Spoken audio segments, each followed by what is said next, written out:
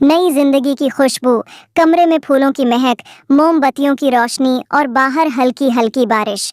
यकम नवंबर, वो रात जिसका ख्वाब शायद दोनों ने कभी अलग अलग देखा था, मगर इंजाम किसी ने न सोचा था। नूर दिल घबरा कर बैठी थी। वो खूबसूरत अरूसी लिबास में थी, मगर आंखों में अजीब सा खौफ। दिल कह रहा था ये सब जल्दी हुआ है, और ज़हन खामोश था, जैसे अल्फाज खो गए हों।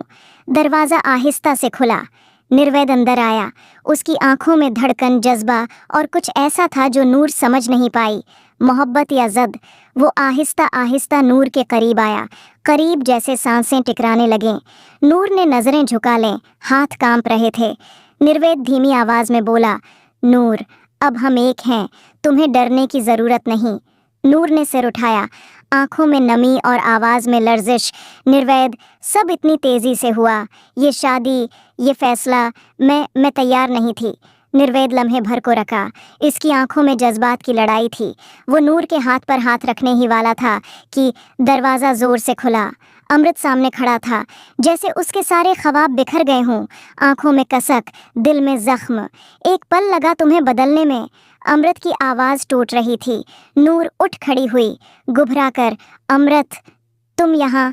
मैं आखिरी बार देखने आया था कि नूर खुश है या मजबूर। अमृत ने कहा। निगाहें निर्वेद पर जम गई।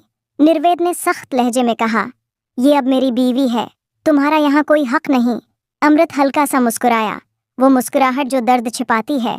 हक नहीं, मगर मोहब्बत तो थी।